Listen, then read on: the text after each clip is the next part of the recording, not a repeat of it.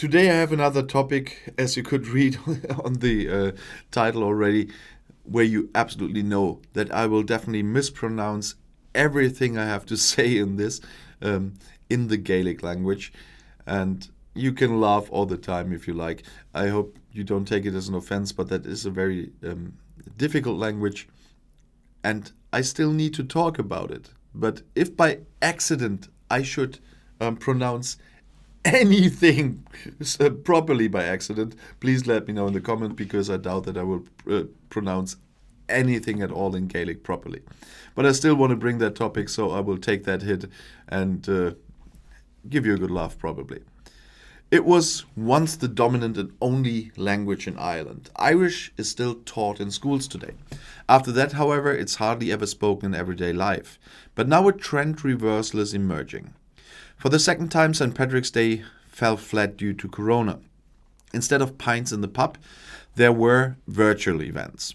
The national holiday in memory of the Irish Bishop Patrick, who is considered the first Christian missionary in Ireland, is just as much a part of the identity of the islanders as the official language Gaeilge.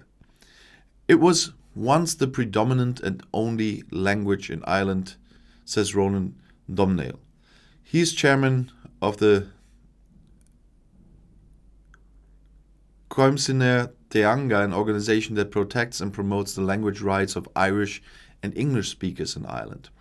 However, in the 19th century, there was a rapid decline and the language was replaced by English. One factor in this was the Great Famine from 1845 to 1849, which caused around 1 million Irish people to die and another 1 or 2 million to emigrate, almost all of them Irish-speaking. At the same time, the British government was introducing new legislation to replace Irish with English. The Irish-speaking population has been pushed back to the west coast over the past 100 years. Today, these are the regions in which the so-called Gaeltacht communities are located today. They are primarily located in Donegal, Galway, Kerry, Cork, and Meath counties. Gaeltacht are places where Gaeilge is still the predominant language. Here people speak Irish in everyday life, for example when shopping, says Domhnaill. According to him, there was a revival of the Irish language after the 1916 Easter Rising, following this attempt by militant Irish Republicans to forcibly enforce Ireland's independence from Great Britain. And he said Irish was recognized by the state and the constitution. As a result, the use of the language in education increased. But once you leave school, it's difficult to use the language regularly. According to Ireland's National Statistic Office, around 1.7 million, or just under 49% of the population, spoke Irish in 2016. That was a decrease of 13,000 people compared to 2011 figures. Of the people who said they could speak Irish, 418,000 said they never used it, 460,000 only used the language in school, and 74,000 speak Gaeilge every day. The figures also show that Irish is not only spoken in rural areas. Especially in the capital Dublin, the number of Gaeilge, that means people who speak Gaelic, is even increasing.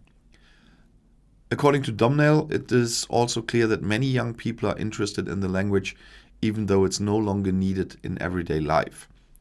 While all street signs, bus and train announcements are both in English and Irish, the dominant language is English. Terms like Gardaí for police or Taoiseach for prime minister are used mixed with English in everyday life. But everyone who doesn't speak Irish otherwise knows them too. In Ireland, I mean, not me. Andrew DeBarra is currently brushing up on his Irish skills, mainly for cultural reasons. He says, I think that we are becoming much too homogeneous, especially in the West, says the Irishman. A connection to our own indigenous culture is an invaluable thing, and once you have it, nobody can take it away from you.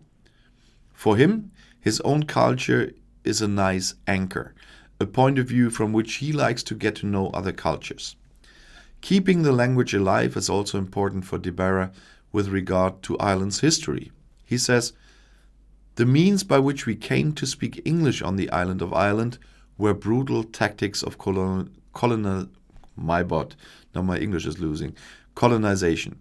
The preservation of the language and culture is therefore a testimony to resistance to tyranny." De Barra learned the Celtic language by attending Irish language elementary and secondary school. He used to be able to converse fluently with his father. But since graduating from high school, he has had little opportunity to continue practicing. He says, "My brother, my father, and I had essentially forgotten to speak Irish together." And he's just 27 years old, by the way. And he says, "We just realized one evening over a pint that we should talk in Irish. That happened over and over again over the years. Last summer, the Irishmen decided to do a 10-week refresher course on Irish grammar. De Barra now lives in Manchester and calls his father a few times a week to talk in Irish." Imogen Cotter feels the same way. The Irish professional cyclist has lived in Belgium for a number of years. Even so, she is currently taking Irish courses online and listening to Irish language radio stations. She said, "I was a little sad that my Irish was rusty," says the 27-year-old. "It seemed a shame to let them go to waste." Cotter also learned the language in her childhood. Her father only spoke Irish to her and her sisters since they were babies. At the age of 11, Cotter attended an Irish secondary school and really began to learn the language. But since graduating, she hasn't used Irish very much either. However, she still understands everything. And when she is at home, she often hears her sisters and her father speaking Gaeilge. For Cotter, it feels like it will be cooler to speak Irish again. For them personally, it is above all the pride in their homeland, the culture and history of the island that makes them brush up on their knowledge. It's a beautiful language too, she says. And it would be so terrible to let them become extinct when people have fought so hard to have the right to speak them. In a way, De Barra also has the feeling that the language is dying out. On the other hand, there are more and more people who create art and documentaries in the Irish language. Non-Irish nationals and Irish naturalized citizens learn the language from scratch. And that although the Gaelic language has almost no similarities to English and is difficult to learn. I don't have the time to even try that because it's really difficult, sorry. Together with the Gaeilge and residents who have spoken the language continuously for generations, I cannot imagine that the language will die out, De Barra says. It is clear to him and his girlfriend that their children will be fluent in Irish. For this to work, it has to be easier for the islanders to speak Gaeilge, says Domhnall. The focus must be on the all-night areas, because in contrast to urban areas, there are fewer and fewer Irish-speaking people here. The challenge is to support the language and its users, so that they survive as a common treasure. Work should be done to bring them back to normal, says Domhnall. Then Irish will continue to exist alongside English on the island and will not only be highlighted on national holidays such as St. Patrick's Day. And once again, I honestly apologize for every Gaelic word I try to pronounce here, but to be honest, it is still a pleasure to talk about that topic, and I wanted to do that.